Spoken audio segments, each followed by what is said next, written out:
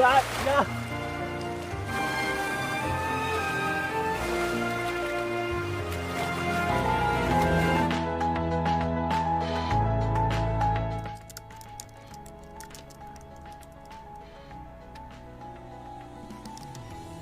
Cerita berfokus pada Han Seo-yun, seorang siswi SMA yang menderita amnesia anterograd. Setiap kali ia tidur, ingatannya akan kembali ke titik sebelum kecelakaan yang ia alami setahun lalu. Ia terbangun setiap pagi tanpa ingatan tentang apa yang terjadi kemarin.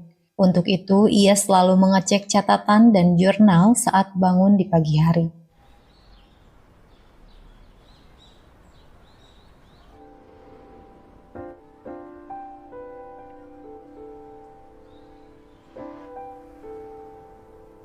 교통사고를 당해 기억장애를 얻었어. Orang-orang yang mengetahui hal tersebut hanya orang tuanya, sahabatnya bernama Jimin, dan guru-guru di sekolah.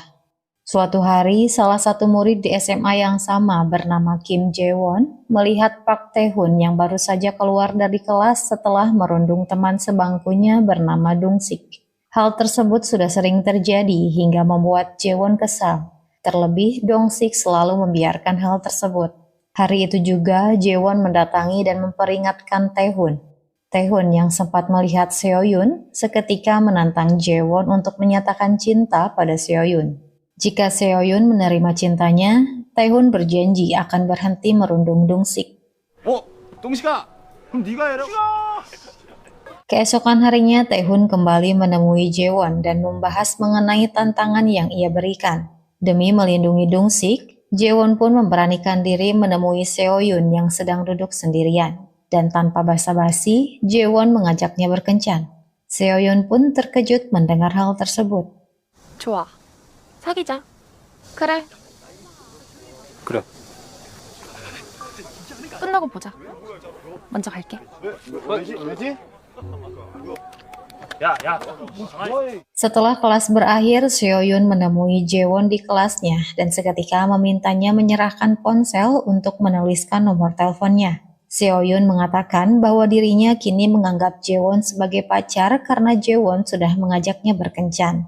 Mendengar hal tersebut, Jae-won pun menjelaskan alasan mengajaknya berkencan untuk melindungi temannya yang sering kali dirundung.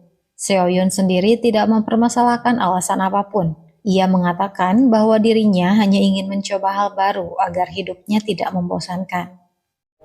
좋아해? 아니? 안 그럼 지루하잖아. 안 하던 짓 좀 해보려고. Seo-yun memberikan 3 syarat kencan, yaitu komunikasi seperlunya, jangan berbicara sampai sekolah usai, dan yang ketiga, mereka tidak boleh benar-benar jatuh cinta. Jae-won sendiri cukup terkejut dengan sikap Seo-yun hingga ia pun tidak sempat membantah. Dalam perjalanan pulang, agar lebih mengenal Jae-won, Seo-yun menanyakan hal-hal yang disukai Jae-won dan mencatatnya. Jae-won yang merasa penasaran, bertanya alasan Seo-yun mencatat semuanya. Seo-yun sendiri hanya mengatakan bahwa Jae-won terlihat berbeda dari orang biasa. 너야말로 그래. 평범하진 않지. Keesokan harinya, Jae-won hampir saja menyapa Seo-yun di kantin. Namun untungnya ia teringat syarat yang Seo-yun berikan. Hingga saat pulang sekolah, Seo-yun mengajak Jae-won pergi bermain. Dan bahkan, mereka hampir setiap hari melakukan hal menyenangkan sepulang sekolah. 어디가?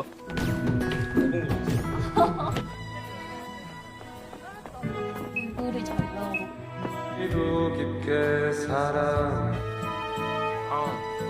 Suatu malam, Jae-won dan ayahnya memperingati hari kematian ibunya yang meninggal 5 tahun lalu. Jae-won sempat meminta ayahnya untuk berhenti memikirkan ibunya dan kembali menikmati hidup. Keesokan harinya, Jae-won mengajak Seo-yun berkencan di suatu tempat. Mereka berdua menikmati pemandangan yang indah di depan mereka. Dalam perjalanan pulang, hujan deras cukup membuat Seo-yun mengantuk dan tertidur di dalam bis. Namun saat terbangun, ia tidak mengenali Jae-won dan merasa ketakutan.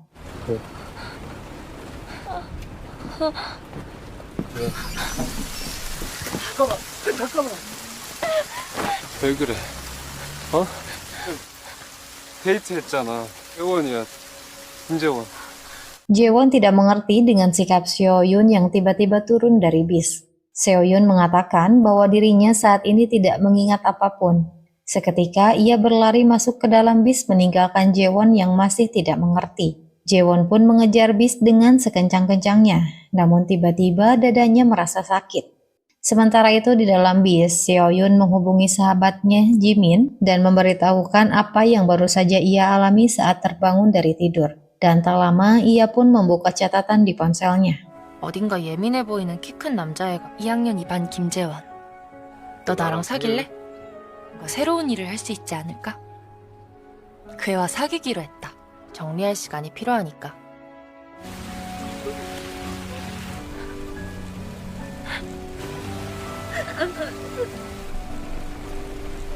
Saat hampir tiba di rumahnya, Jaewon terkejut melihat Seo-yun sedang menunggunya. Meskipun terbata, Seo-yun mencoba menjelaskan bahwa dirinya memiliki gangguan memori. Ia mengatakan bahwa dirinya memanfaatkan Jaewon karena ingin mencoba hal baru meski dengan kondisinya saat ini. Jaewon mengerti bahwa Seo-yun kesulitan menjelaskannya.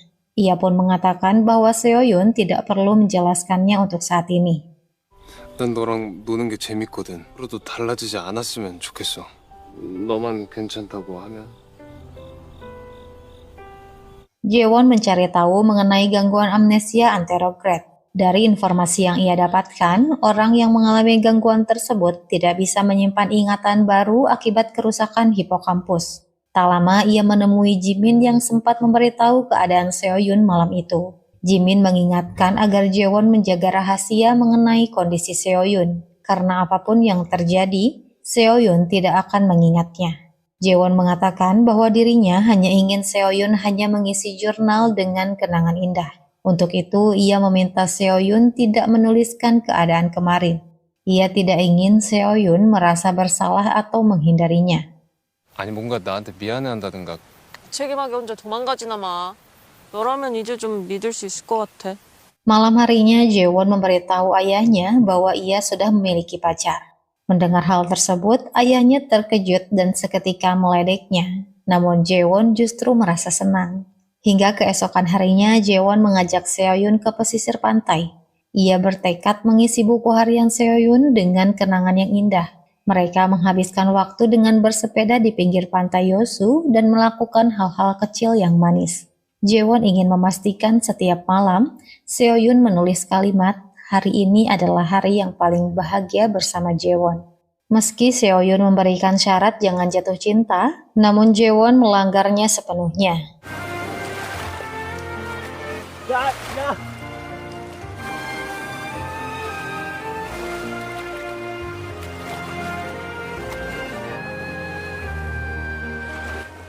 안 풀리더라고. 진짜 예쁘다. 여기 또 오자.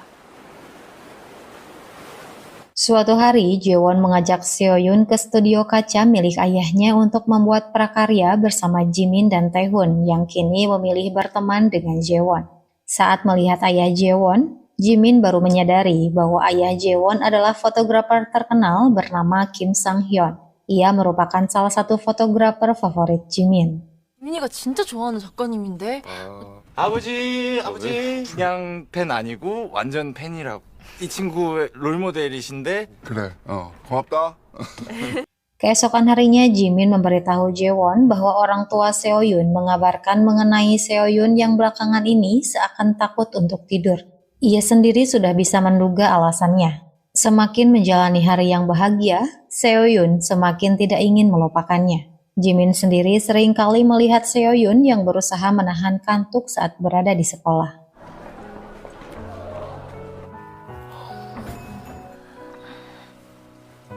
Suatu hari, Seo-yun dan Jimin sepakat untuk mengunjungi festival kembang api bersama Jaewon dan Taehoon. Seo-yun mulai merasakan debaran yang akrab setiap kali dirinya bertemu Jaewon, meskipun otaknya melupakan Jaewon setiap pagi. Jimin sempat memberi kesempatan agar Jaewon bisa berduaan bersama Seo-yun. Tak lama, Jaewon pun mengajak Seo-yun naik ke kapal pesiar dan melihat kembang api. Jaewon memberanikan diri menggenggam tangan Seo-yun. Tak lama, mata Seo-yun berlinang dan berkata bahwa ia tidak ingin melupakan momen ini. Mendengar hal tersebut, Jaewon meyakinkan Seoyun bahwa tidak ada memori yang benar-benar hilang. 세 번째 조건을 어긴 것 같아. 어긴 지 오래야.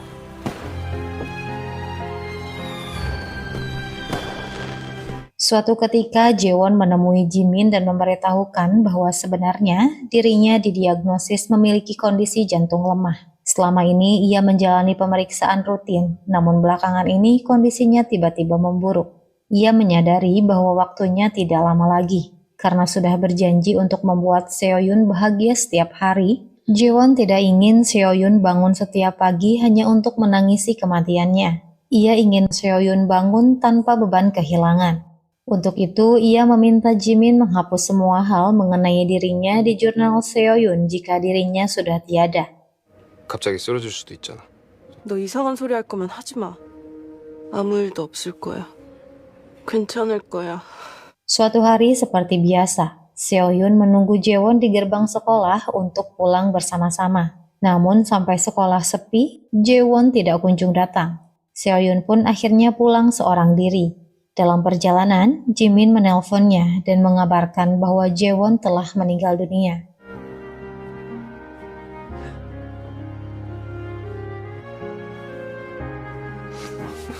지민이 고마워. 알았어.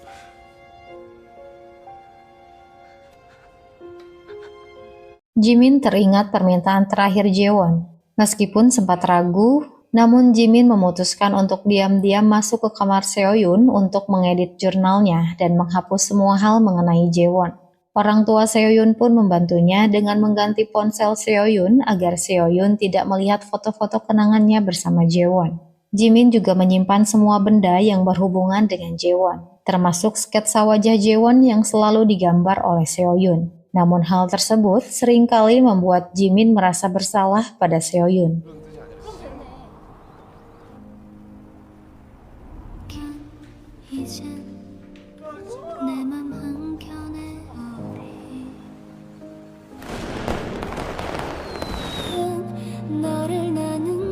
Suatu hari, Seoyun memberitahu Jimin bahwa akhir-akhir ini ia sering menggambar. Jimin terkejut saat Seoyun menunjukkan gambarnya. Seoyun merasa aneh karena terus melukis wajah tersebut secara impulsif tanpa tahu siapa pria itu. Seoyun merasa wajah tersebut terlihat tidak asing baginya. 누굴까? 모르겠어? 응, 모르겠다. Suatu hari, orang tua Seoyun terkejut mendengar perkataan Seoyun yang memberitahu bahwa ia tidur cepat tadi malam. Seoyun sendiri seketika menyadari bahwa ia tidak melupakan hari kemarin. Seketika mereka memeriksakan kondisi Seoyun pada dokter. Dokter mengatakan belum ada penjelasan medis mengenai kondisi Seoyun saat ini. Namun jika dilihat dari gejala, tentu hal tersebut bertanda baik. 한번 깊게 한번 파고 들어보세요. 뭐든 떠오르는 게 있다면 괜찮고 또는 그게 어떤 감정 네. Saat Jimin mengunjungi Seoyun di rumahnya, Seoyun memberitahu bahwa memorinya belum hilang selama beberapa hari terakhir. Namun dirinya masih tidak mengingat apapun pasca kecelakaan. Ia merasa masih ada hal penting yang ia lupakan. Saat memasuki kamar Seoyun, Jimin terkejut melihat banyaknya sketsa wajah Jaewon yang Seoyun buat. Seoyun berharap bisa mengingat pria tersebut jika terus menggambarnya. Hal tersebut semakin membuat Jimin merasa bersalah. Ia pun memutuskan untuk mengembalikan semua kenangan mengenai Jaewon yang selama ini ia simpan.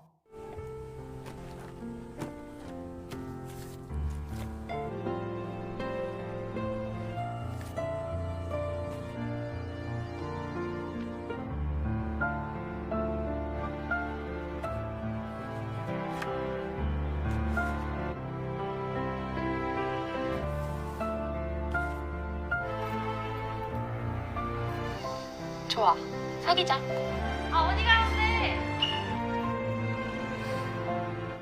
Seoyun pun menjalani hidup sebagai gadis yang sembuh. Namun ia selalu merasa ada sesuatu yang hilang dari jiwanya. Hingga suatu hari, ia menemui ayah Jaewon yang berniat menyewakan studio kacanya. Melihat Seoyun datang, ia memberikan sesuatu yang mungkin bisa Seoyun simpan.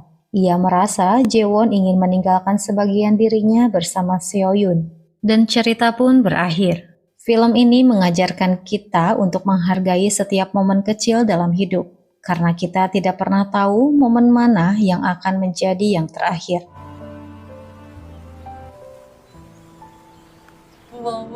너무 멋있다. 안녕하세요. 아픔이 계속되는 것은 아니다, 걔.